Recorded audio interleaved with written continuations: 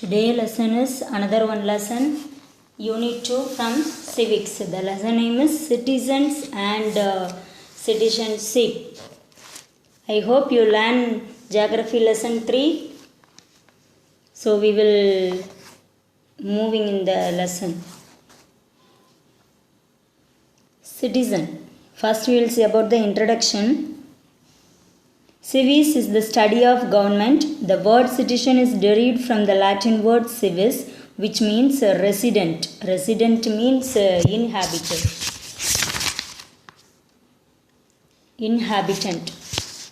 Okay, resident of a city-state of ancient Rome. After the disappearance of city-state system, it has been used to mean a member of the state. The citizens of a state enjoy full civil and political rights.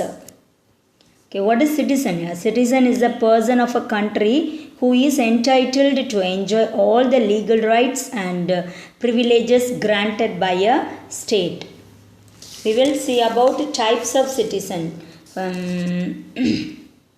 There are two types have, that is natural citizens and naturalized citizen. What is natural and naturalized citizens? Natural citizens are the citizens by birth. Naturalized citizens are the one who acquires citizenship. Okay, what is citizenship? The word citizenship in ancient Greek referred to only those people who took direct and active part in the administration of the state. Okay, what is the acquisition of citizenship? Acquisitions means nothing but act of acquiring. Okay, the Citizenship Act of 1955 prescribes 5 ways of acquiring citizenship. They are by birth, descent, registration, naturalization and incorporation of territory. We will see about under this heading one by one. Okay, first one is by birth. What is by birth? A person born in India on or after 26 January 1950 but before 1st July 1987 is a citizen of India by birth irrespective of the nationality of his parents. A person born in India on or after 1st July 1987 is considered as a citizen of India only if either of his parents is a citizen of India at the time of his birth. Those born in India on or after 3rd December 2004 are considered citizens of India, or one of whose parents is a citizen of India and the other is not an illegal migrant at the time of their birth.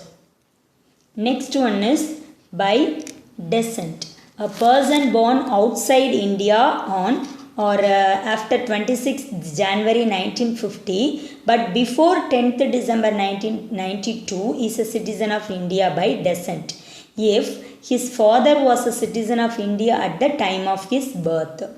Next one, the person born outside India on or after 10th December 1992 is considered as a citizen of India if either of his parents is a citizen of India at the time of his birth. Then third one is from 3rd December 2004 onwards, a person born outside India shall not be a citizen of India by descent unless his birth is registered at an Indian consulate within 1 year of the date of birth. Okay, next one by registration. A person of India origin who is ordinarily resident in any country or place outside undivided India. Next, the person of Indian origin who is ordinarily resident in India for 7 years before making an application for registration. Next, the person who is married to a citizen of India and is ordinarily resident in India for 7 years before making an application for registration. Next one is by naturalization. The central government may on an application grant a certificate of naturalization to any person if he is not a citizen of any country, where citizen of India are prevented from becoming subjects or citizens of that country, or a citizen of any country renounce the citizen of that country, or he has either resided in India or been in the service of a government in India or throughout the period of 12 months, or he is a good character and has an adequate knowledge of a language specified in the 8th scheduled to the constitution. Presently 22 languages. Next one is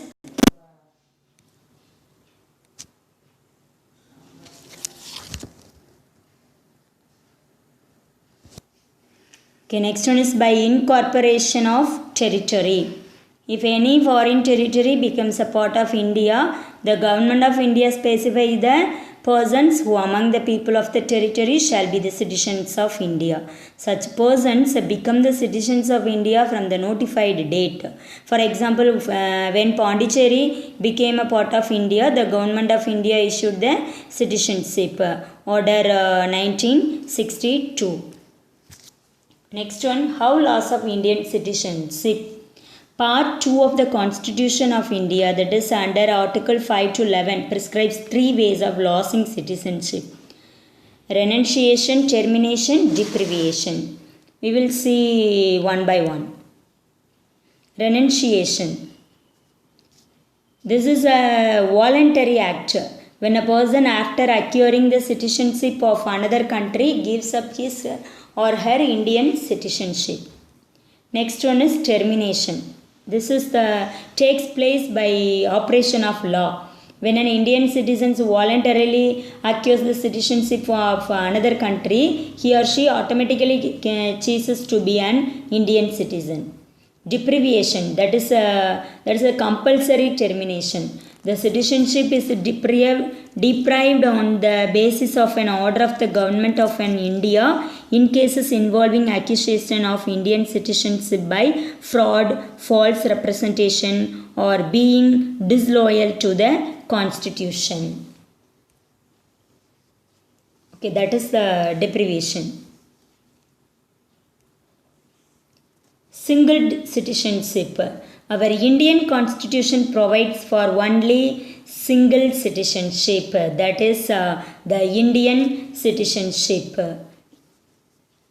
But federal states like USA and Switzerland has a dual citizenship, that is a national citizenship and the state citizenship. In India, all citizens, irrespective of the state in which they are born or reside, enjoy the same political and civil rights of citizenship all over the country.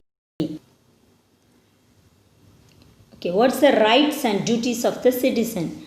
Our constitution confers the following rights for the citizens of India. First one is fundamental rights: right to vote in the election to the Lok Sabha and the state legislature, right to hold certain public offices, right to become the member of parliament and state legislature. According to 42nd amendment of our constitution, a set of fundamental duties are prescribed for all citizens of India. For example, paying tax honestly, respecting the rights, beliefs and opinions of others, defending the country, respect and obey states and local laws, and so on.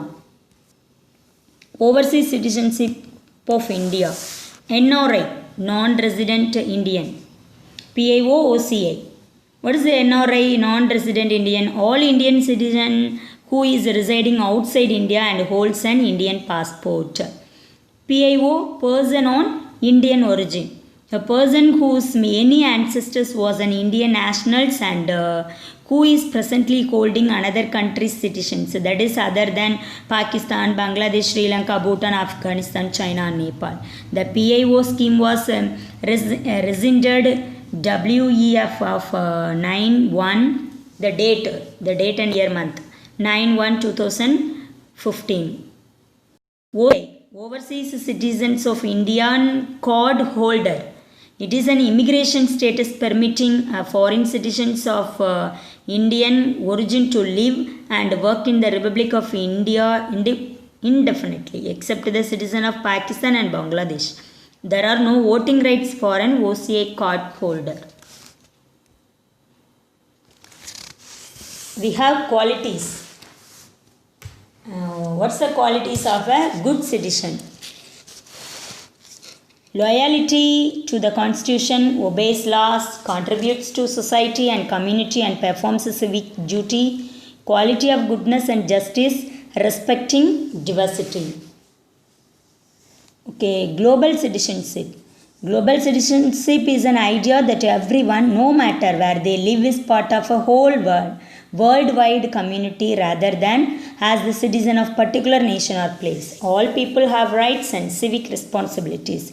It is fundamental in enabling young people to access and participate in shaping modern society.